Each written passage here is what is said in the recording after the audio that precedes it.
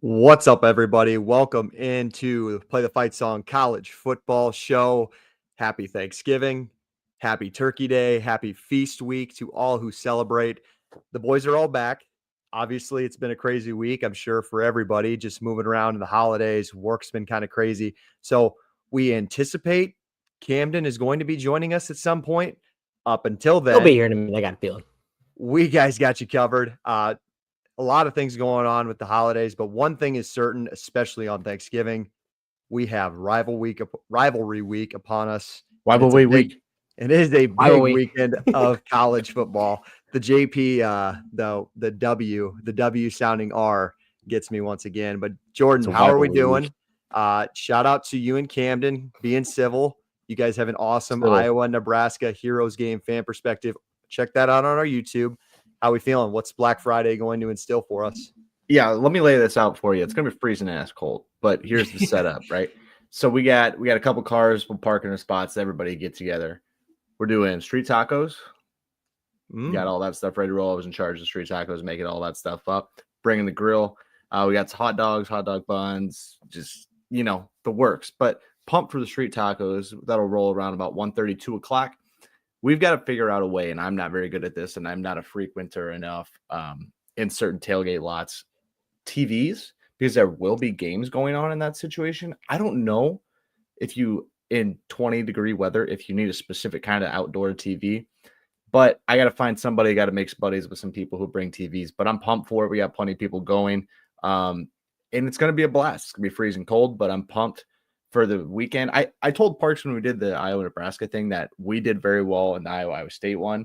That was like, let's just talk like what we think of this rivalry in this matchup, and then we can shit on each other later if we want to. But we stayed cordial. It was just one of those things where I was like, I could say a lot. And I felt like I have a lot of feelings towards Nebraska, but it's well known and documented on the people that know me. So I kept it calm. I think for that Good game, job, JP.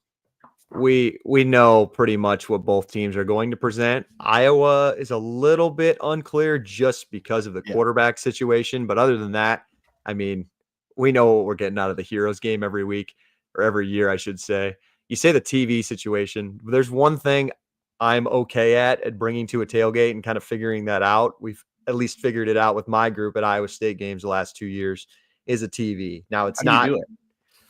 So I got like a little TV kind of, or I got an adapter that plugs into my buddy's car that kind of is a little generator.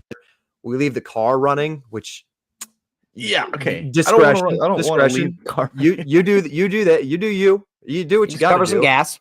And then, we plug the TV in and it works from there.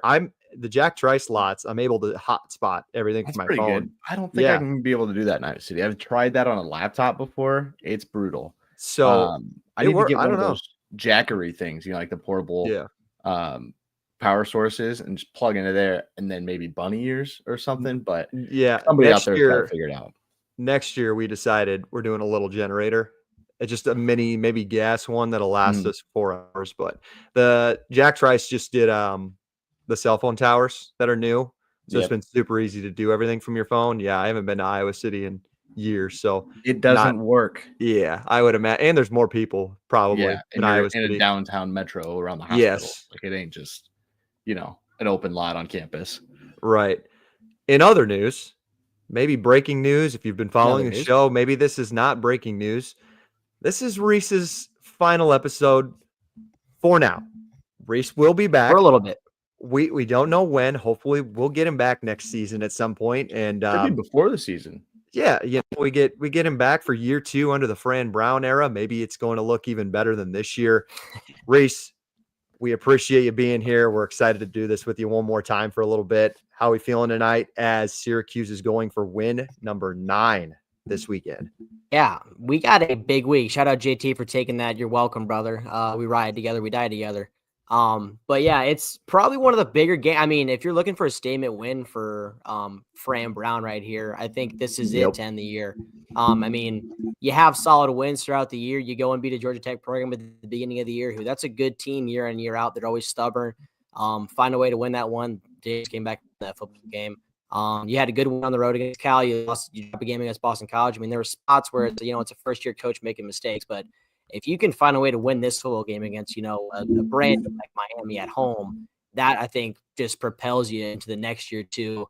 Trying to get guys to come up there because not everybody's like Syracuse is not a destination for a lot of kids, and I'd be surprised to see how many kids kind of stick around that don't hop in the portal. But if you can put up a 9-3 season, like that can maybe get some guys that can pull away some guys from other schools and be a spot. Like I'm really excited for it. It sucks I have to leave on Friday, but this is going to be a hell of a football game. Yeah, and Reese giving us a perfect sneak peek because we will cover Miami, Syracuse. We're going into A&M, Texas, Syracuse, Clemson, Farmageddon for my Cyclones, and a couple more. It is a huge week on deck. As our guy GA always chimes in the comments, says that he's got to be somewhere warm, right? Like he's going camping right now in the Midwest or in the North. Like you got to be down south. Oh, GA, well, I respect it. I expect motivation to climb. Yeah, I was gonna say, but to watch that kind of thing, gross. You don't want to watch Nebraska of all things. It's okay. Yeah, it's okay. You don't need to find perfect reception to watch that Nebraska game. Dedication. But yeah, I think, fellas, we kind of we dive into this before we jump. We'll see you there, brother.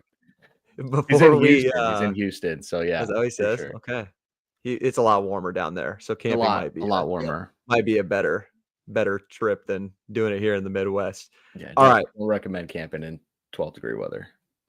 Before we jump into week 14, as always, our episodes are partnered by our friends at No Rivals. Shop norivals.com. They have been an amazing partner with us this season. They're growing bigger than us, but we're kind of growing together as brands, and it's been fun that they've had us along the way as well. Use the code PTFS at checkout for free shipping. And before we jump into everything, please subscribe to the channel, like the video. We have a bunch of great content that we've been putting out for you guys this year, and we've made I know it's the last week of the regular season, but we've made a good jump in listeners and just subscribers and everything, and we do really appreciate everybody, and we're excited for the off season and to see what year 2, I guess you consider what next year will be, what year 2 could be like for our audience. So we do appreciate all of our loyal listeners every week. Jordan, you got something to say? You look like you had something. I was just gonna say, like, I feel like it's a free game to talk about now. No Rivals, little hint on some clothing. I don't know what it looks like, what it's going to look like. I saw some sweatshirts a little bit. You're breaking news to me. I didn't know that. They tweeted it out. It was on their socials. Yeah, clothes, dude. It looks sweet. Hey, if you haven't gotten a hat from them, get a hat, and then we can jump on the clothing. It's going to be great. It's going to be a great partnership. It's Black Friday, Cyber Monday coming up this week, people. Go on there. That and is get somebody fantastic. A present. Use that code. Bad podcasting. I know that they are doing a deal during Black Friday, but I am unfamiliar with it. Maybe you should go check it out for yourself, and make sure you use PTFS when you guys check out. Get yourself free shipping. All right. Anybody else got anything? I'm ready to dive into this. Let's roll. We rolling biggest game of the weekend. We doing A&M. Tell me where to go. A&M Texas. Let's do it. Let's start it off right away. The rivalry is renewed. I have to fact check this. I believe we are on a 13-year drought, but we finally get Texas at Texas A&M once again. The only downside of this is we don't get it on Thanksgiving Eve, fellas. I feel like we usually get it on Thanksgiving night, but nonetheless, this one's going to be fantastic. The winner will see Georgia in the conference championship. A lot's at stake for this. A&M trying to basically keep their playoff hopes alive. Texas, there's whispers. You find a way to lose this game, your resume might not be good enough to get into the playoffs. So there's a ton on the line. JP, why don't you get us started? What are your thoughts? I think when you start with Texas and you start on the road against a good defensive front, first and foremost, it's keeping Ewers. I'm unsure exactly how he is. And, he has his ankle issues and stuff. But whoever plays quarterback for Texas, keeping them upright and clean. Because when Georgia walked into Austin and had 7 sacks, I believe, against this Texas team, you're now finding out that Texas A&M is just as good of a front in a lot of ways and very, very good rankings and pressure rate. It's tough for me to sit here and say that A&M matches well offense against defense with Texas, but I really do feel comfortable with the A&M matchup defensively against what Texas has done offensively. Like, it feels like it's sputtered in some spots for Texas. A&M has had their spots, like Auburn got at them.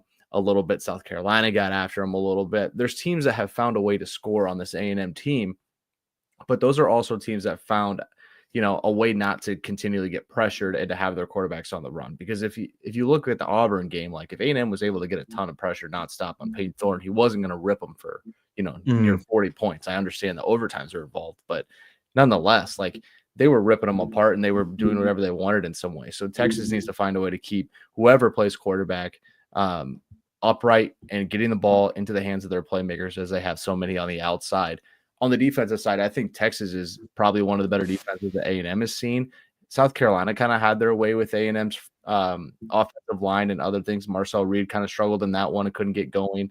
And I think Texas is I think it's the best defense A&M will have seen to this point. And that's including the Notre Dame team. It's including the South Carolina team, who's solid.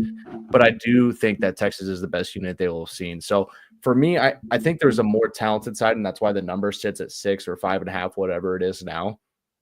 But the atmosphere and how strange things can get in a game that hasn't been played for X amount of years with this much on the line, things can get weird. So it is a lot of bounce the ball. Let's take care of the football. But I am confident in what Texas can do if they can keep ahead of the sticks or with the sticks, and they're not dropping behind because of negative runs or sacks. That place will be on fire on Saturday. Now, Notre Dame was able to go in there in the first game of the year and kind of, I guess I would say, get it done. It wasn't necessarily the prettiest game. I would be more prone to change my opinion on this if that A&M defense that played well in the Notre Dame game shows up for this one at the end of the year. My concern is just I need to see more from Marcel Reed. I thought he struggled at times last week, and this Texas defense, if there's one thing we do know about Texas, it's how good this defense is.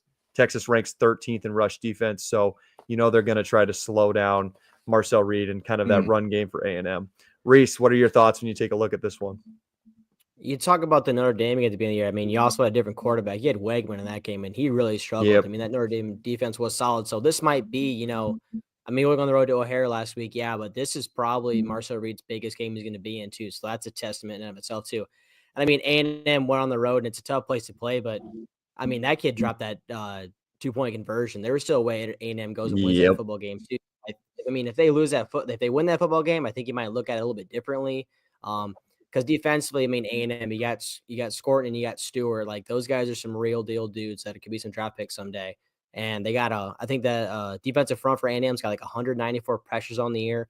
So like, you're just gonna have to be quick, or whoever it is back there. Like, they are not gonna have time. They're gonna have to know what they're doing. If they got to go to their second or third options, like, it's gonna be a tough day for them. I have a feeling.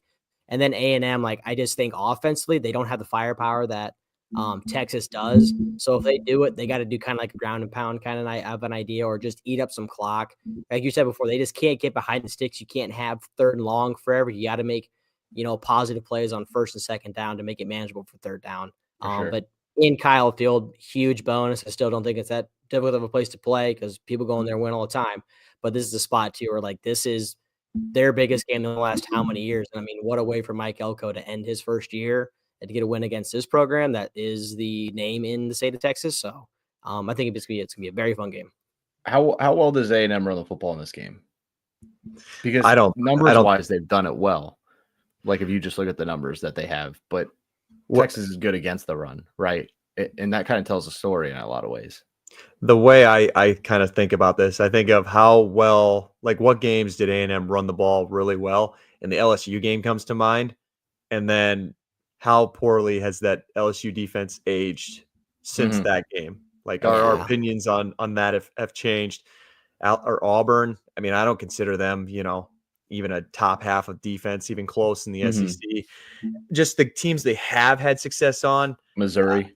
But like, okay, fine. Would love to see Marcel Reed go against that Notre Dame defense again. We thought maybe, A&M's offense was just horrendous and they had Wigman and he played poorly, but like, Notre Dame's defense is legit. And I think Texas has similar athletes to Notre Dame on defense. So like, if I'm trying to make a similar comp, I don't see A&M having a ton of success, but now I don't want to age this and it maybe means nothing.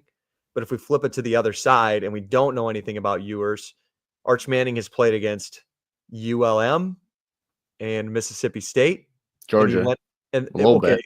I guess say he A little jumped in bit. for You got and two series? and how shocked did he look against that Georgia defense? I we should have disclaimed this to start the episode, but basically throw anything that happened last week out the window when you're judging these rivalry games. Like Yeah, that's a whatever good point. happened with Auburn A&M means nothing. I mean, Elko literally said in his press conference, all focus is on Texas. I mean Auburn. Auburn, I mean, sorry. So maybe they Well, you actually might- were focusing on Texas. Going off of that, there's so much unknown in this game. It's still going to be awesome, and there's so much on the line. I don't want to go first because of all the unknown. So JP, I'm making you pick us first. Lead us off. What do you got? Texas. Oh, Yeah, okay. I'm going to take Texas. I was high on Texas preseason. I was high on Texas throughout the year. I'm high on Quinn Ewers. I understand he's had some issues and some injury problems, but I'm going to stay with this one. I'm not jumping off the horse quite yet. Or the Longhorn in this situation. So I think they win this one. They go. JP thought about it all day. Yeah, all day. And then they go to Atlanta, and then I don't know what happens in Atlanta. We'll have to really look at that one. We'll cross that bridge when we get there. Comes out of it. But I don't like the Marcel Reed matchup right now. And kind of what he's going to do. And I really don't like A&M's possibility of just running the football super well on this Texas front. So I'm going to go Longhorns. Just because you said that, you solidified my thoughts, but I had some doubts, but I'm backing them too. I'm laying them with Texas on the road. Lay it. I think, honestly, like 20-13, and you're still covering, right? You know, this is 20-13. There's going to be millions of people very disappointed with the game, or they'll call it the best game ever. They'll be like, "Can you believe how good of a game that was?" I go, "You don't care. They just have a Longhorn and TA&M on the side." Do you really see this like getting up there in points? Because I don't. I don't think it gets. I don't think it's 2013. Not that high, but 20s I was thinking maybe like 28-24. I wish I'd have the over/under in front of me. This just feels under to me. I have that for you. 48.5. Yeah, this just feels under to me. Even if you get Ewers, he's still going to be less mobile than he is because, I mean, he's got an ankle injury, man. Like that doesn't go away in a week. And I still think they have two of the best edge rushers in this league for Texas A&M. So they're going to make him uncomfortable. Reese, what are we picking? I'm gonna go opposite side. I don't know what I've talked down on this place all the time, but Kyle Field, I just think this is it's like if Michigan had turned out to be a better program this year, then I think that win on the road says a lot because this Texas team did go into the big house and they did win that game. But I just think A&M in this spot, they're going to keep it a little closer. I think defensively, I mean, you looked at Texas one loss. I mean, they went against Georgia, and like this is a defensive front that rivals that team. So I think I think that's where Ewers is going to have issues. I mean, how big would it be to have Baxter in this game too if he wasn't injured? Like that'd be a huge bonus, I think, for this team too. But I'm going to lean A&M in this spot. I wouldn't be surprised if they win it, but I think Texas still wins. But I'm going to take A&M to cover. You know the meme or whatever you want to call it on Twitter that says the European mind cannot comprehend this. The European mind will not be able to comprehend Kyle Field Saturday night. 105,000 players and sold out. The only thing we're missing is some hooligans. Yeah, we just need some hooligans. Yep. Just some people who only go to games to fight the other fan base. Then we're So I do think it's going to be a lot of fun. That's going to be a good one. All right. I guess Parks leans A&M. That would be my that'd be my guess. But either way, not a unanimous pick.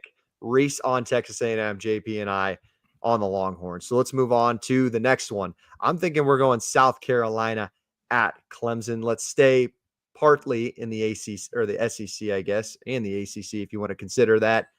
This one also has some interesting implications on the line. I do think when we talk about the 12-team playoff, I think that there is still both of these teams still have things to play for. Now, people are going to roll their eyes. South Carolina with 3 losses, there's no way they should get in. This is a huge win for their resume. Like, people can't tell me otherwise. And I'm usually anti-SEC when it comes to these 3-loss teams.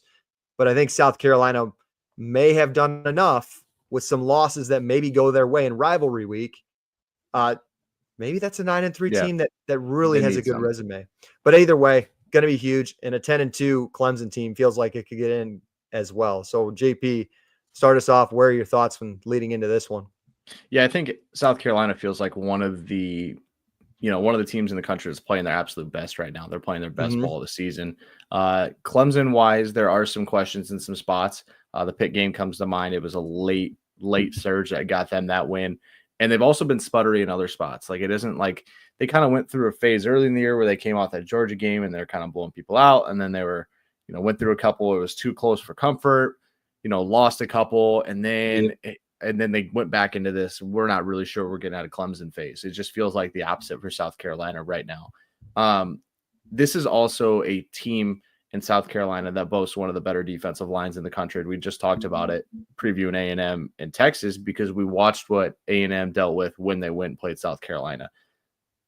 Clemson has some problems on the offensive line injury-wise, as well as just being good enough to keep Cade clean. And even when Cade's clean doesn't mean he's going to be lights out throwing the football. As we've seen throughout his career, he's had his own kind of struggles. And I also think without the lack of a number one insane target, like Clemson struggled. They're starting to get that with the Wingo kid on the edge, but it doesn't feel like he's quite to that level of elite Clemson receivers of yesteryear.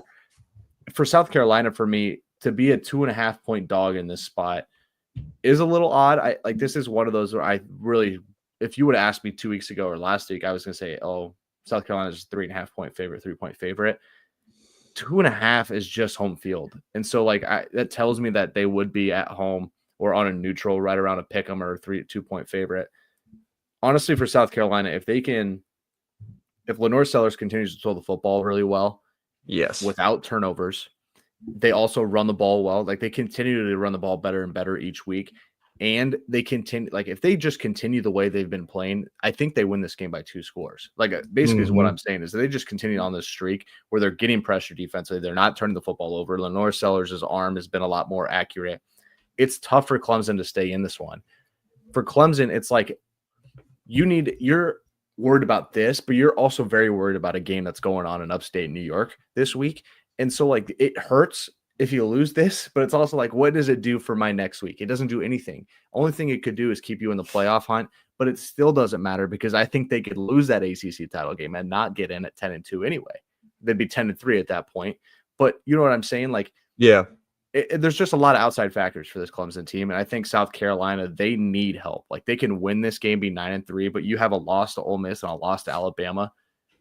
If we're just playing 9-3, 9-3, 9-3, the game's got to matter at some point. So they'd be behind those 2 9-3 teams. So whether or not they're playing their best ball, because Alabama's not, Ole Miss clearly isn't, it's not going to matter because they have head-to-head losses here. So, Reese, I would go question to you, 9-3, we talked preseason, 9-3 teams, right?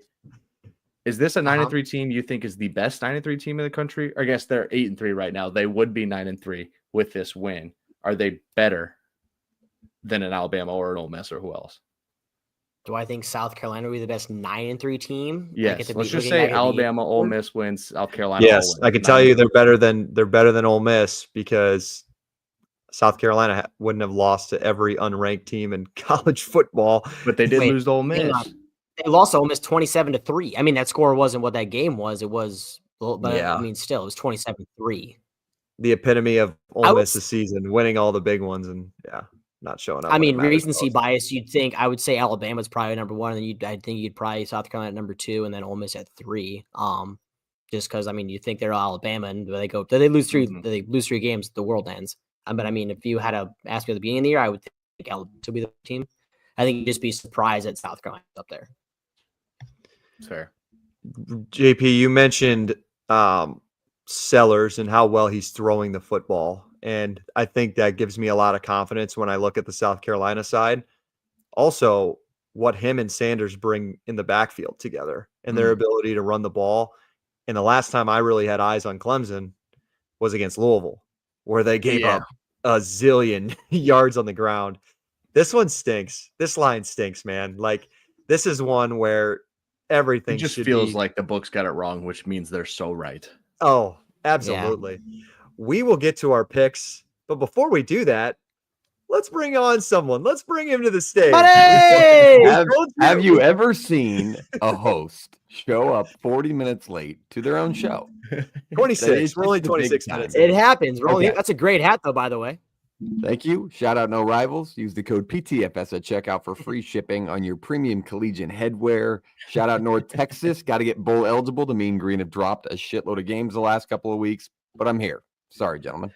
Work. You know. Hey, we understand. We knew it was some work things. Work. They broke the news to me about No Rivals and the sweatshirts and the clothing that they might be breaking out here. So that's exciting.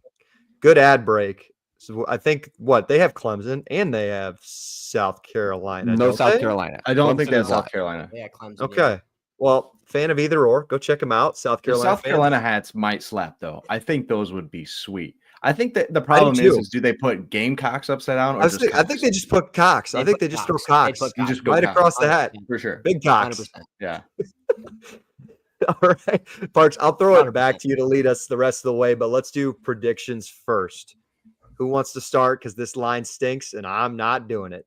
Reese, I'm going to throw it down to you. What do you got in this one? Well, I got a buddy up here he's down in Texas. He's a massive Clemson fan, and he reminded me today the last 10 years of Clemson absolutely dominating this. So that leads me to want to lean one way. But then you talk about how this line seems so wrong, which makes you love it the other way. But I'm gonna take Clemson this spot. It's the second Death Valley, but I just think Clemson this spot. You have the narrative, Dabo's down, Sun is trending up. I think this is a game where as long as you can get the good Cade Klubnik can win this football game, I think, for this team. Because it's still Clemson defensively. They're gonna find a way to be solid. But I'm gonna take Clemson in this spot, and they'll win it. I told myself I was picking Clemson when we were doing this earlier. Did you? You said good Cade Klubnik, but I just haven't seen it against legit teams. And I'm just going to go off what I've seen. And we're 12 games in, and I know what I get out of South Carolina. So 2.5, you're basically just going there and winning the football game. You won the last time you were down there. I believe that was right. 2 years ago, they went there and pumped them. So it's been done. It can be done. Yeah. And one team in the state's rising and one might be falling. So give me the Cox. Jordan. Yeah. South Carolina by 2 scores. Yeah, you did say you were very confident in that. Cameron, South Carolina, Clemson, and then also throw us your A&M and Texas pick since we covered that one. Yeah, with 5.5 is your number. Hook 'em. I think there's too much talent on there. If you're Texas for Texas A&M and what them falling a couple of weeks ago was so big for that season and Elko's squad. It's still a successful first year for him there. Obviously, they've won some big games, kind of sleptwalk back in the college football playoff picture. Just too much talent on the side of Sarkisian's squad, and he'll just out scheme them. Perfect in that spot. So I like the Horns. In this one, I always got to think of going back and thinking of South Carolina's season. What have they done well in games against good opponents? Because this Clemson team's still good. They might have gone under the rug over the past few months and worked their way back into the top 15, especially in our playoff picture. I mean, they're definitely still an ACC competitor, still good on the defensive side of the ball. If you look at their season, South Carolina, they had success against LSU. Look how far they've fallen off. Shot themselves in the foot a few times in that game, ended up losing to Nussmeier. Can Klubnik play like Nussmeier outside of the interceptions? But that was on the road if you're LSU. I like Clemson because they're at home in this spot, because it's a slept-walk team into a big game. I don't think Beamer's squad can stop shooting themselves in the foot because that's what they've struggled with all season, which has led them to a few losses. Very talented team. But I like the Tigers at home. I think Phil Maffa has a big day, and the Tigers cover the number at home, but it is a weird line and a weird spot. South Carolina's talented. Got a little house divided. We're split 2-2. Split. Let's see how this works out. We got a little surprise for you guys. I think we're doing 20 ATS boards on or games on the ATS board. There's a lot. So and then we could do more, but we're leaving like some nonsense rivalries out of it. Yeah, like no Egg Bowl. I'm sorry, it's not. We have to give me a little bit of an advantage for the work I've put in these last 13 weeks. You can't just. We did it last week though. You won because of this week last year. I understand that, but we have to give myself a little bit of cushion just to give me a little bit of advantage. When you're from second to dead last. There is a strategy there. I think somebody can come back from the dead and take over Jake. just absolutely take every other pick that he 18-2 takes week. tonight. All it of a takes is sudden, one big week, 20 games going on the ATS board this week. Let's keep it moving down the line. Let's take another ad break for our partners over at No Rivals. Shop NoRivals.com. Use the code PTFS at checkout for free shipping on all of your premium collegiate headwear. The boys have some new caps on the way coming over from our friends. Be sure to tune into the show and take a look at what we all chose. Shout out to our great partners. Use that code PTFS at checkout for free shipping. Got to get back in the swing of things. And let's do it with Farmageddon, this absolute beauty of a game in the Big 12. Jake, we finally get to talk about the Clones yet again. They control their own destiny to get in the Big 12 title game. There's about 900 million different scenarios that could pop up to get different teams in that game. Let's open it up with your thoughts. Obviously, we got the fan perspective with you and JT earlier this week. Kansas State, Iowa State, and Jack Trice Stadium. Night game, going to be freezing. Clones are a 3-point favorite. Tell us about it. Yeah, if you want to hear a 48-minute breakdown, go check out the fan perspective on our channel. If you want to hear a quick 5-minute summary of this one, this is the place to be. Couple of things. There's so much riding for Iowa State, clearly. Shot at the conference title, a shot at 10 wins for the first time in your program's history. And on the other side is a Kansas State team who I said on the fan perspective this week, this is the best team in the Big 12 when they're at their best. Now, what version do we get on Saturday is yet to be seen. With all of the stuff off the field with Kleiman, just kind of a weird situation in his press conferences and things like that. And then also, this is a road team in Kansas State that has struggled in a lot of spots. Their best road win was Colorado, but I felt like they almost gave it away a little bit in that one. But, I mean, you look at Houston and BYU were two of their worst games they've played all year, and it comes down to turnovers. Like, it's kind of stupid to say that, but it really is. Avery Johnson's thrown 2 picks in all three of their losses, I believe. And if Iowa State can somehow force him to throw a couple of picks on Saturday, yeah, I think Iowa State can get it done. Run game concerns me. Run game concerns me mightily with DJ Giddens, Avery Johnson, with their, quarterback reads and things like that. I think that's a place where Iowa State could struggle. But you hope on senior night you get an interior defensive lineman and J.R. Singleton back. You start to get some of your linebackers back, Jack Sadowski, McLaughlin, and a couple of others. So hopefully that helps put the Band-Aid on what maybe people saw against Kansas. But Kansas was red hot. So I still lean the Clones in this one just because I'm just going to say it. Team of destiny at this point. It's not going to be pretty. It might not be exactly what 3 losses. What you dream up. 2 losses, Jordan. Thank you. But yeah, the team of destiny that's gonna get to the college football playoff. Give me the Clones. There's no way I'm not taking them. So I thought it was interesting when you mentioned the run game for Kansas State, because that's really where I see this one being the main difference in it. It falls a lot on the shoulders of the Iowa State defensive line. The front 7 is huge on this game because Kansas State are really good at running the football. 5.7 yards per carry this season. That ranks 6th in college football total.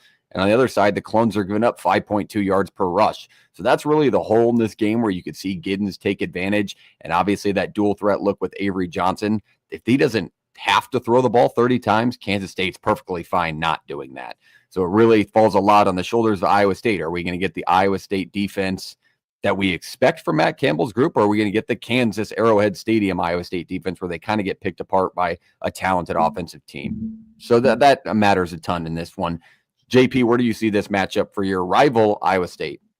I feel like we haven't talked much on Iowa State's offense and Kansas State's defense here. Like, what Rocco are we getting? Are we getting the guy that is good for 3 quarters and then has like a bad second or first quarter and they're starting behind?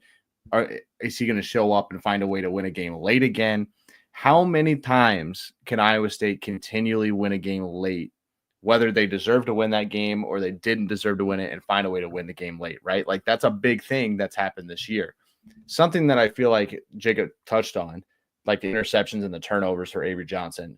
But I know that's beating yourself, but a Kansas State Kleiman team doesn't beat themselves in other ways. They're not going to be penalized a ton. They're not going to be poor on special teams. They're not just going to give things away in other spots. And so I think Rocco's one of the better quarterbacks in the Big 12, and I think that's fair. but can you get the run game going and then not have to lean on him late to just play hero ball again, which he's been really good at. But like, you can't be 100% at it. No quarterback in the history of the game has been 100% at late game drives and late game bailouts. Like, it's just a fact. So it helps a ton at home, though. He doesn't have to do it in sound. That's why I mentioned the defense, because like if the defense can just show up and do its part and give this offense a chance with 5 minutes left in the fourth quarter, history tells us that that's going to be okay. Look at the Texas Tech game. They were pretty solid all game. They go down and get their game-winning drive, and then the defense gives up a touchdown. That's just kind of I don't know. If there's one group that I want to see just step up more, it's the defense at this point, just because they're so young and so beaten up. It's like, can you just do your job and give this offense a shot with 5 minutes left, whatever. About the kicking game, how are we feeling about the kicking game? I think Kyle's going to bounce back. Just kind of a tough week last week, whatever it was. And I don't know. I kind of trust him at home. Maybe, I don't know. You're kicking on turf last week. Maybe he likes kicking in the natural grass. I have no idea. But I just feel like he's going to be more comfortable at home. And he hasn't had a great game since maybe, the Iowa game. And there was maybe one other one in there. I just feel like season on the line, I think he's going to bounce back and have a big one if it's needed. I think Iowa State has survived a couple of scenarios this year, which has got them to this point, and that's what teams of destiny do. I mean, look at Iowa State, Utah last week. You survive a missed field goal, a pick six, things like that, and they still win on the road in a tough environment. But it's also twofold, JP. Is it a little bit of a crossover moment there? We're talking about teams that benefit from other teams' mess up, but still somehow win games. Iowa wins games like that all the time. I'm saying Iowa State is not doing the same thing Iowa's do. Iowa makes you make those mistakes. They're not getting like random ass things happening. Iowa State's had the weird things happen to them, and then they bail themselves out late. I'm not saying they're getting bailed out. I'm saying they bail themselves out late with a crazy touchdown drive or a crazy play in a spot. It's not like luck necessarily. Like they found a way to win games late. But my whole point is that you cannot do that. This would be like if this happens in this game, that'll be the fifth time they've had to go with like 3 minutes left in a game, down or tied, and something weird's gonna fucking happen, and they go win a game. That's my point. It's like no quarterback sits at 80% on game winning drives. Washington 2023, TCU 2022. Just sometimes team of destiny. Team of You're not comparing yourself to two teams that played for a national title. Hey, all we're asking for is a chance. All right, Reese, where do you got Farmageddon in your head? We haven't heard from you yet. Kansas State, Iowa State. What are your thoughts? I think you guys have all said it well too. I mean, you look at the team that went into Jack Trice and won. Texas, like they have Taj Brooks. Like that guy runs the ball extremely well, and that opens up for Baron Morton, who had a good day that day as well. A couple turnovers too. But you look at that, and it's like I think Kansas State has that game plan like in the back of their mind. Like if we can run the football, we can get Avery Johnson. He's young, still young, so you got to hope he doesn't make too many mistakes. I think if he does that, then I think it opens up for Iowa State offensively. They'll get multiple opportunities. I mean, their wide receivers are some of the best in the Big 12. They're not talked about enough. But I think in this spot too, going on the road, Farmageddon, this rivalry, Schaefer keeps saying it. I don't know if they're a team of destiny. I just think it's a Matt Campbell coach football team. They're just a good football team too. Like, because Schaefer or JP was talking about the penalties at Kansas State. Like they don't get penalized a lot. Iowa State last week, I was watching the game. I think it was a third quarter. Their first penalty was like a false start and like with 3 minutes left in the third quarter. The first one. Is there only one? A team too where they're only one. Like they are well coached. Like they're like Matt Campbell is a damn good football coach. Like I think this is also you have a lot more ahead of you for this Iowa State team, which maybe they play a little more tense. Maybe they're afraid to make mistakes, which can't say just go in there and win this football game. But I lean Iowa State in this spot just because they have so much more ahead. I'm like, this is you have to win this football game and you have a chance for it at the end of the year. So I lean Iowa State in this spot. Damn right. All right, let's lead that off with score predictions, roundtable style. Who wins, who covers? JP, up to you. Kansas State 24-21. Surprised you didn't say Kansas State 35-0. No, 24-21. All right, rivalry brings out the best in us. Late game magic run games too much for him. I think that's just kind of what it is. I'll be interested to see the atmosphere in Jack Trice on Saturday night with the cold expected. I think it's going to be loud. I think it's going to be an interesting game. You got to think the cold is going to slow down the play style of both teams a little bit. When it comes to the run game, you got to give advantage K-State. But I think in this spot, Team of Destiny, I'll ride with them. I like Iowa State up front to come up in a big game and make those stops, force a couple of fumbles in a messy game. Look at this game last year. It was covered in snow, one of the more fun games to watch in college football. Iowa State comes out of nowhere and handles Kansas State because Rocco Beck throws for like 7 touchdowns. I think they get it done at home this year with this much on the line. I like Matt Campbell's squad this weekend to cover the number and win at home. Jake, your score prediction's already live, but share it for the people. Yeah, I don't even know. I think I had Iowa State winning this pretty comfortably. It was like 31-20. Why not back them at this point? Why not? We're just rolling. Why not us? What about JT? Where did JT have it? Because he's a guy that's I've seen legitimately bet against Iowa State in spots. So he has a realistic expectation. This is a spot for him to do it again. Yeah, no shit. I do think he has it closer. I think it was like a 3-point win, 27-24 or something like that. I think JT is Vegas. All right, that is that one. That is Farmageddon 2024, which will also. Oh, he said he leans Iowa State in this spot, right? Okay. What did you think? Sure. 28-20. All right, I like that.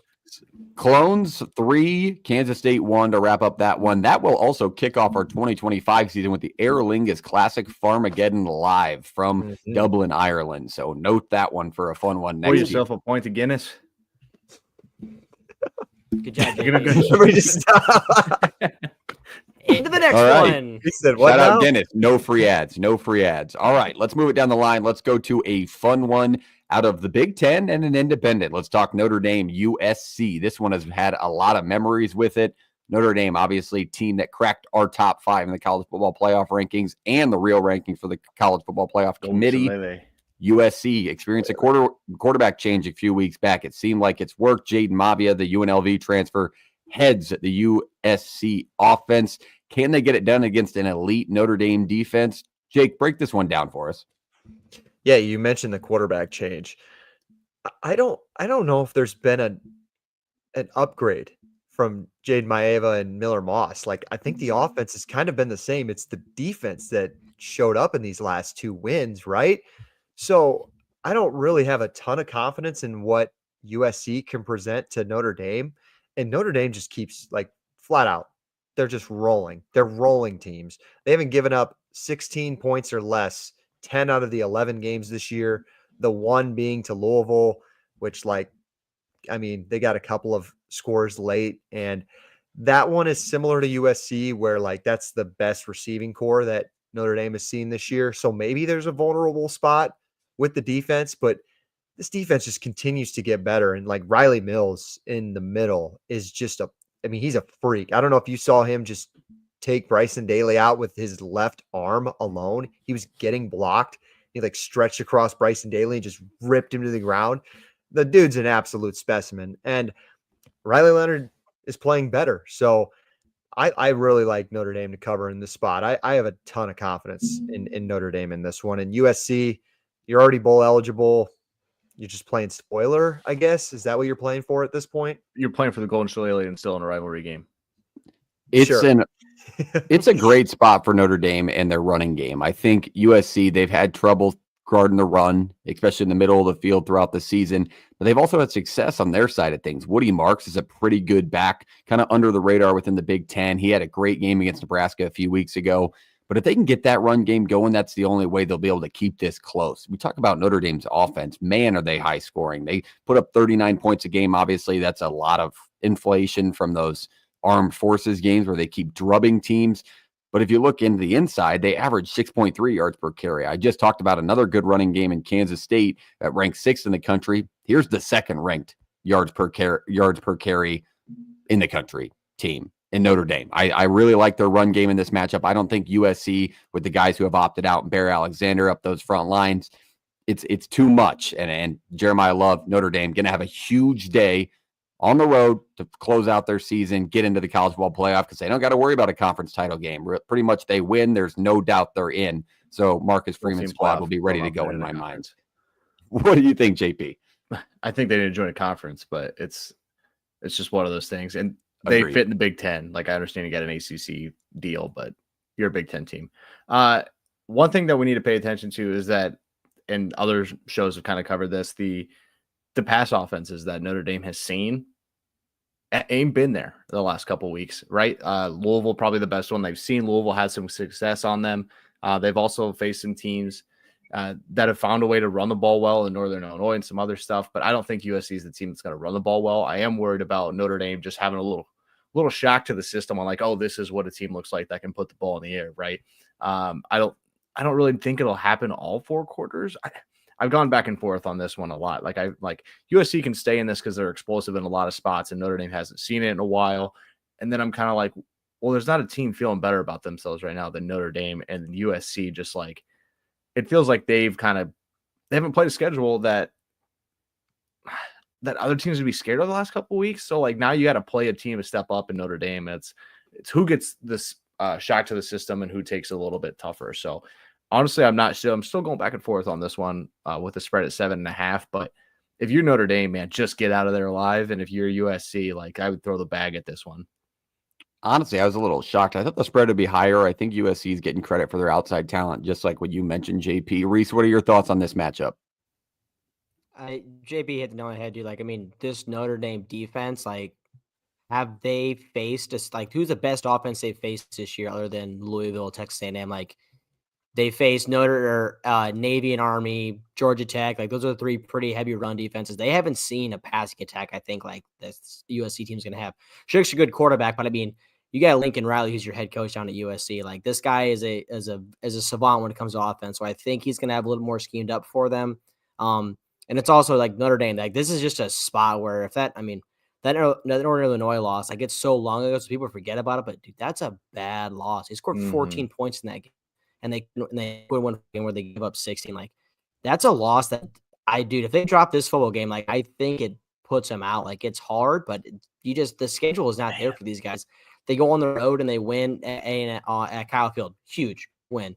But I just think USC in this spot, it spreads a little higher, which is why I like it. I think it's going to be, not saying USC is the most hard-nosed team in the Big Ten, but Danton Lynn, this defense has made improvements from the last year. I think going in, Riley Leonard, like, we know how good he was at Duke, but he has those moments too where it's like, it's bad Riley Leonard. And if Danton Lynn can have something too for this defense to make him turn the ball over and give USC multiple opportunities, I wouldn't be shocked if USC keeps this game close and has a shot to win it. All right, there it is. Reese, give us your score prediction as well. So you're got USC against the spread, but what do you think the score is going to be? And I really want to pick USC, but I feel like this is a spot where Notre Dame's just going to go in and win ugly. I'll go Notre Dame 23-20. All right, so Notre Dame to win the game, USC to cover. I like the Irish in this spot to win and cover. Here's why. I think Jaden Maeva is a good quarterback. Don't get me wrong. Is he an upgrade for Miller Moss? To be determined. It's a little early to see, but he's a guy who in his time at UNLV made his mistakes, turned the ball over, and that was against a lot lesser talent than you're going to find on this Notre Dame defense. This Notre Dame defense is an elite group. I don't think a backup quarterback, you can call him a starter if you want, but he hasn't been playing all season. So I don't think a backup quarterback who's a little turnover prone, he's threw a pick six against Nebraska, he's only been playing a couple of weeks, is going to throw a couple of turnovers in this game, maybe fumble, experience some pressure. I like Notre Dame in this spot because of the defense. I think they roll here. I like them like a 34-17 style game, and really Notre Dame locks up their spot in the CFP. What do you think, Jake? Yeah, I think Notre Dame was one of the only defenses that really made Shuck uncomfortable last month or whenever that was. And I think he is so much better than Maeva. I think he's just a much bigger upgrade. So I do see Notre Dame forcing a couple of picks out of him, like you said, Parks. And I don't even see this one being that close. Like 31-17, I think Notre Dame covers this one pretty comfortably. All right, 2 on Notre Dame, 1 on USC. JP, I know you were leaning USC. What do you think? I would go USC first half. Again, like, I think it's just a shock to the system. Notre Dame realizes they got to kind of buck up a little bit faster against the pass. And then as the game goes, things kind of get controlled and reset back in the way. So I'll have Notre Dame here 31-21. But I would not be shocked if USC ended up pulling this one out. All right. That would be rivalry week to a T and probably kick Notre Dame out of the college football playoff if they were to drop this one. I think everybody can maybe agree with that, but God knows with the committee that we have. All right, that is that one, an independent versus the Big Ten. Let's move it to the ACC for a fun one. We put this one on the list. Obviously, it's not one that's going to be a marquee matchup at most shows, but to send Reese out for serving our country, you come got to here. talk about the Orange. Miami at Syracuse, the JMA Wireless Dome on Saturday afternoon. Reese, tell us about this game. Syracuse, Miami, what are your thoughts? The big thing that scares me going into this is Miami's run game too. You look at they're averaging 180 yards in the game. Damian Martinez is a stud. Defensively, Syracuse, they have not looked the best against the run in certain spots. Georgia Tech did pretty well against them. We weren't good at getting pressure. And then you look at Cam Ward too. Like this is the best offense that Syracuse will have seen all year by far. So it's going to be on Fadil Diggs, Marlowe Wax, Deuce Chestnut. Like a lot of guys in the defense are going to have to step up because offensively, like, I mean, the games that we've lost, like, I guess the big one is that Pitt one where just Kyle was just bad Kyle. Yeah, how many turnovers in the first half. I just think you got to find a way to be efficient on offense. You can't just have, it's what we've done all year, but like we average like 350 yards in the air. We can't even rush for 100 yards in the ground, but you got to find a way to get LaQuinn Allen involved in the ground game because Miami can have its vulnerabilities. You got Meeks on the outside, Gatson, Pena. Like there's a lot of guys you have. You got to find a way to get everybody involved, which they've done throughout this year. But I think this defense has got to show up because this Miami team is averaging 45 points a game. And Syracuse, I don't know if if it gets to be a shootout, Kyle's got to be perfect. He can't afford, like, if he throws 2 turnovers, I think it's tough for us to win this football game. Kyle's got to be damn near perfect, I think, for us to win this football game. I like us to keep it within the number if we're able to keep it close within the first half. But if we get down like we did with Pitt and Kyle's just throwing picks and we're just trying to air the ball out to catch up, I think it's going to be a tough hill to climb. All right. I think that's a good way to break this one down. I mean, you talk about Miami, you got to mention the offense, Cam Ward, and Syracuse has struggled a few times this year when it comes to especially one-off weapons, but you talk about it all the time. You bring it up. You were at the game, the Stanford game with Alec Aomanor. They couldn't limit him when it came down to crunch time when they kept themselves in it. Can they limit the weapons Miami's had and the way Cam Ward can extend these plays out? I don't know. Under a first-year head coach, this seems like a tough spot to do so, but it is a weird spot as well. Like that rivalry week, weird feeling that games go ways that you don't expect them to. This is definitely a spot where I could see that happening because Syracuse is talented. I mean, Kyle McCord, yes, the turnover numbers are inflated because he threw 6 interceptions in one game, but he's still been better. He's still been good for the Syracuse team. They could stay in it if they force Cam Ward into be an October Washington State-style Cam Ward.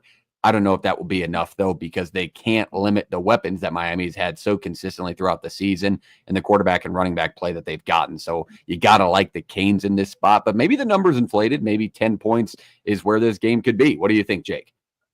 Yeah, you mentioned Washington State Cam Ward in October. I don't know if you watched last week, but he had one of those plays again where it's like, dude, what are you doing? Where he Nothing would beat that Cal one this year. That was incredible. I don't know. You have to go back and watch. The one he had last week was pretty incredible. But I mean, looking into this game, it's just like, can Syracuse survive a shootout? Like how many, if you had to place a bet, like what's the over under on passes attempted in this one? Like 95? Like, McCord's going to throw 40, 45. Ward is going to throw 40 himself probably.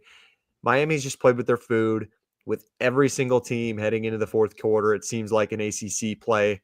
Maybe outside of Florida State, but Florida State's the worst team in the conference. Can Syracuse just keep up, stay in the game? It's weird. We saw Clemson go into this place a couple of years ago and had their season shattered. Not saying Syracuse will win, but could be weird. Just stay within the number. And I think you've got a much better passing attack that keeps up better than like Wake Forest last week. Also, don't fumble a kickoff return in the fourth quarter. That helps. Yeah, that would hurt anybody out there. What do you think, JP? What's your thoughts on this matchup? I think a lot of people have told Miami to be weary of this spot going to the Dome late in the year. And so I kind of think that they'll be prepared for it, understanding what's on the line. Like there's only one game left in this season. If like that, there's one game that matters right now. It's this one. It sets you up for a chance to win a title. This just in. One game left in this season. I get it. Yeah. That matters, or like that, like you can't go past this. Like if you lose this one, you can't go past this and achieve all these dreams and goals that you've had in the preseason. So that's why I think I lean Miami here. But like how many bullets can Syracuse take? Like Jake just said that. Like, how many can they just take to the chest or have a ricochet off of them and answer back all these? Like, it's going to take a lot. But Miami does love to just flirt around with losing. They just, like dangling, love it. Little bait out there for anybody to grab. And I just got pictures falling down around me.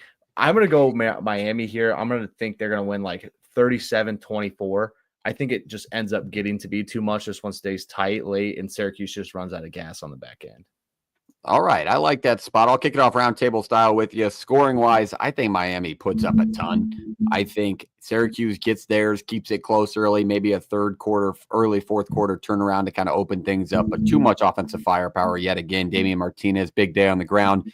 Cam Ward throws 2 or 3 through the air, and the Canes finish out their successful season under Cristobal. But it's still not a failure. Even if that were to happen, I don't think it's a failure first year for Syracuse. I mean, you hit your over win total. You competed in games late, and you got a bright future ahead of you with a good head coach. So it's not a downfall for Syracuse, but just too much offensive firepower and a big spot for the Canes. What do you think, Jake? I have, as a best bet, I have Syracuse with the points in honor of my friend Reese on this last week. So we're going to stick with What that. a friend. We're going to stick with it. I think the Orange keep it close, maybe fall by 4 or something. Maybe Miami puts a last-minute drive together. You're a better friend than me. I like that. What do you think, Reese? Give us your pick. You got the cues? Orange. You got to ride with your guys. I love your pick, but the problem is Syracuse is going to win the football game. It's going to be an ugly one, but There we go. 40. It's going to be like when we went out west to Las Vegas, man. It's not going to be the easiest game to watch, but they're going to find a way to eke it out. Fran Brown, and you're going to go in. Let's go 45-40. All right. Got thoughts coming in from the comments as well. Mr. Bucknuts comes in and says Miami wins a shootout, 38-31, elite nickname. Big weekend for him. Miami. Ohio State, Michigan, obviously always a fun one, which we're not previewing tonight, but we are going to preview the other marquee matchup. JP, I don't know if you want to throw a score prediction out. I know you said you were leaning one way on this game, but Miami, Syracuse, what do you got score-wise? 34-21. Just gets to be too much late. All right. I like that. Similar to me. So Miami across the board besides Reese, but Syracuse covering from 2 of them, Jake and Reese. Let's talk the Iron Bowl. This one obviously is one of the most touted games throughout the entire season. Bowl eligibility on the line for the Tigers now with their huge win last week against A&M. Alabama falls in another spot. There's a 3-loss Alabama team. We don't get to say that very often, so put that in your brain. Bryant-Denny Stadium should be rocking because it's always a very intriguing game. They literally kill each other over this matchup.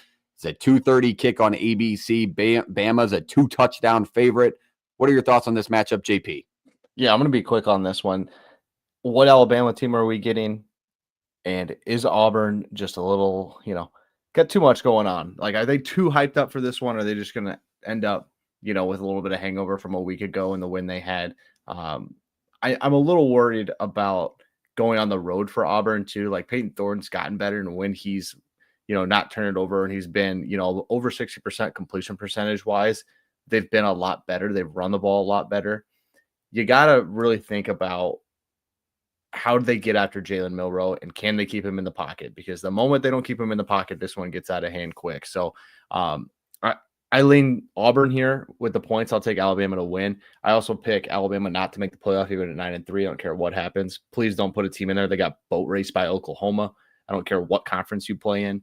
I'm going to go Auburn and the points here, but Alabama wins. It's Jalen Milroe. It's make or break for this one. I see this in a pretty similar spot. You saw the comment come in from JT, one of our hosts of the Iowa State fan perspective. Shout out JT. There's a lot of big spreads this week. Oh, is he upstairs in your house? Yeah, I think he's upstairs. You might have to make a guest appearance. Bring him down. Let him come in the side. Justin, listen, jump down here. We need a give us your Iron Bowl thoughts. But I like Auburn to cover in this spot as well because of the way these seasons have gone. And I've had it in the past where I picked Alabama to win this game and roll against a bad or mediocre Auburn team. And then it bites me in the ass because this is a prime. It doesn't matter. Throw the records out the window. These teams are going to compete. It's one that they circle on their schedule. I think if you asked every Auburn fan if they threw the win back last week against A&M in triple overtime away for this, they would take it in a heartbeat. That's just the way rivalry week works, and especially for Auburn and Alabama. So I think Alabama's front seven has struggled. You've seen Auburn have success against a good front seven, A&M. So I think they can do enough to keep it close. They may not win the game, but I think a field goal game is kind of where I see this one as well. So I like the Tigers on the road to cover the number. What do you think, Jake? Yeah, Lawson going out for Alabama, I think it's a big deal on defense. You got to rely on Jarquez Hunter to have a big day running the football, keeping it close. It's a vibes pick at this point, but yeah, give me Auburn on the road to cover the spread. And here we go. Milroe laying into his receiver last week just isn't great. We might have a here comes JT. might have a guest pick here. Is this all right? I don't know if he can jump in here. JT, bad news. Like, JT right into their comment. There he is. Like on cover 3, like Club Kens. We got like Club JT checking in right now. We got the Shaper family. Look at this. We got everybody on the guest. Justin, Auburn, Alabama. What are we taking? I had Alabama over 9.5 wins this year and making the playoff. So they totally screwed me last week, and they are definitely not worthy of being a 12-point favorite. So give me Auburn in the points. All right. I like that pick. We got four this far across the board because Justin's going to be on the ATS board, all picking Auburn. Reese, are you going to blow it for us, or are you riding with us or against us? How are you going to do it? I think it's a spot where you look at Auburn last week off a big win. You look at Alabama off of a bad loss. It is a rivalry week, but you talk about Milroe's bad. I don't like betting on a team with a guy named Peyton Thorne as my quarterback. I don't think he's that competent going into Bryant-Denny Stadium. So, I mean, if you're going to bet Milroe or Peyton Thorne, I'm going to take Milroe every day of the week and twice on Sunday. Big spread. Like I said, it's the spot where one team looks so good, one team looks so bad. I'm going to reverse it. Last week doesn't matter. Let's take Alabama and the points to cover. All right, so maybe saving us from unanimous pick wipe. So shout out Reese for that. But all of us on Auburn to cover the number besides Reese. Should be a fun one. Check out the Iron Bowl this week. First time on ABC in a while or ever, maybe. This is always the CBS game. So we'll see how that one goes over on the ESPN channels. All right, that's everything. That is all of our individual previews. Our G5 game of the week before we need to go in our best bets is Bowling Green and Miami. So check that preview out tomorrow. Thanksgiving, you got to watch it throughout the day because this game is on Friday. But we got to talk about the Falcons. The Bowling Green Falcons are a good football team, but check out that full breakdown tomorrow over on our YouTube channel and like that video when it pops up. With that, let's go into the best bet segment to lead off the betting segment to wrap us up in Rivalry Week preview. We were 4-0 last week, gentlemen. We got to give ourselves a little pat on the back. Shout out us. Great picks from the boys. If you parlayed it, you are way up on our picks from last week. Bowling Green minus the 12. What'd you have, JP? You had Florida. Florida. Yep, Florida wins against Ole Miss. What did you have, Reese? You had a team total, right? Tennessee dogs, team total for 48.5. Yeah, that game was close for like a little bit. Like the first quarter was 0-0, and I was like, what is going on? All of a sudden, 50 points later, UTEP just falls apart like they have. And then, Jake, what did you have yours that won as well? Best bet? I had Texas Tech -4. I had Nebraska as my best bet. I thought you asked my dog. I had Florida's dog. Nebraska was my best bet. Oh, okay. Yeah, Nebraska best bet. Yeah, that's a winner. Great pick. Suck it. Hey, good pick there, Jake, up top. I love it. I hope you got an Iowa pick in your back pocket this week. But all right, let's go into the best bet segment for this week. Let's talk really good money chances for the people. You can lead it off since you already gave away a little bit of an underdog from last week, JP, ahead of the game. Give us your best bet. Who's going to be the pick to take in Rivalry Week? My actual best bet I'm going to use for my dog here. So I'm not going to use that one. So don't worry about that. My biggest worry with Rivalry Week is laying a big number. So we're not going to lay any big numbers. Honestly, I don't have a great one. Like I think Arizona State just comes out. A lot of confidence out there. Out. Yeah, there's not a lot of confidence in this. I think Arizona State knows what's on the line. They're playing really good football. Mm-hmm. I understand that they got boat raced at home last year too. There's a lot of revenge in this one.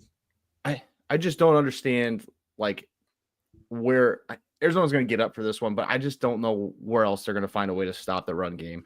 in the simple way that Arizona State's probably going to play this one. So I'll go Arizona State minus the 9. I think they just kind of handle and get out of Tucson pretty easy. Yeah, that it's so fun with college football. Is so fun when Arizona State's in the mix. It's so awesome that just a random school to be good again is so good for the sport. I'm going to be a little greasy with my pick. I'm going to take Oregon State plus the 19 at Boise State. I think Boise State's been playing with their food a little too much. Oregon State coming off a huge win again in the Pac-2 title against Washington State last week. I think if it's either going to be one way where it's going to be slow paced and both teams are going to run the ball and it's going to be ugly, but it'll be enough to keep it close within 19, or if it's going to be really ugly, Oregon State can get theirs because you saw them put up an offensive performance last week that was worth noting.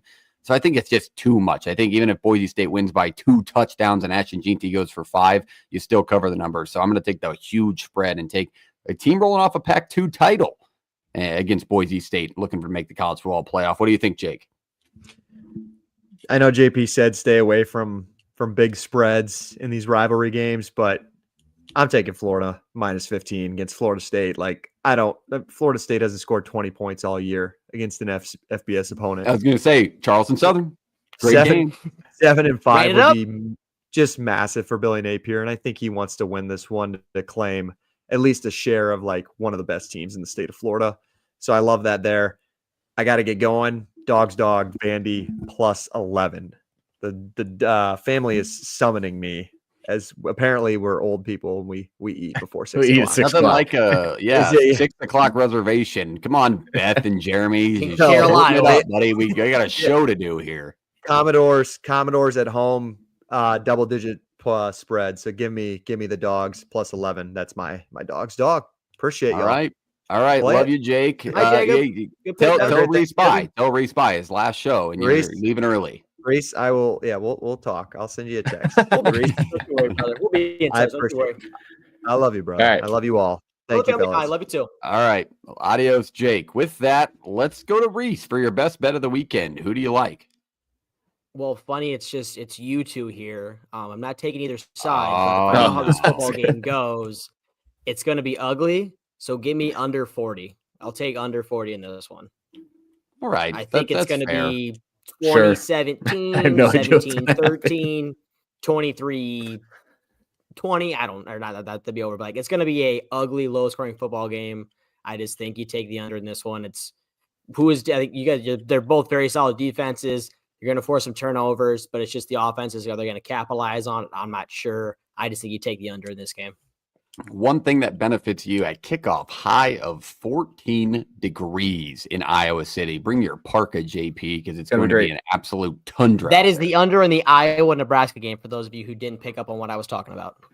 Yeah, look at the helmets behind me. You knew what game he was talking about. Let's go. Wake up, people. Iowa, Nebraska, the Heroes game live on 6:30 Friday night. So wrap up your Friday night with some drinks and some really, really ugly football, because it always seems to go that way with those two teams.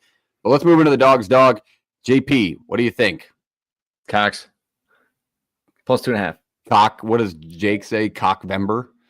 Cocktober. Cocktober and Cockvember now? Cockvember. Yeah, there you go. This is my favorite play of the week, and I'm going to bite on this. Vegas likes dingling us out there, like, hey, feel free to bite and take South Carolina as a 2-point dog here. I'm going to. So I'll take South Carolina plus 2.5 at Clemson. I think they're the better football team. I think they're the more consistent football team. They're also the hotter football team right now. So South Carolina.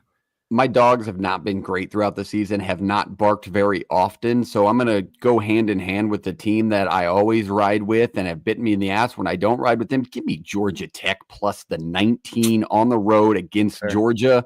Brent Key, the ranked team killer. Watch out, Bulldogs, because they could ruin your goddamn season. It's just a team that beats ranked teams. I don't know what to tell you about it. That's just my boy Brent Key in the Yellow Jackets. So give me the plus the 19. Even if Georgia wins by 2 scores, I can still cover the number, and I like that spot. What do you think, Reese?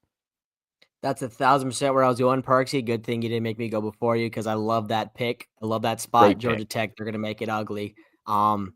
You're making me go second. I mean, why the hell not making my dog's dog? Give me Syracuse. I already picked them before, but give me Syracuse. It's a great way to end it out.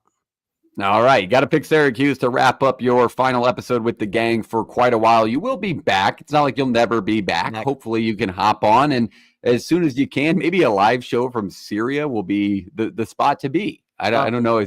That would be electric. Just in the barrack, get the first college football show live from Syria ever.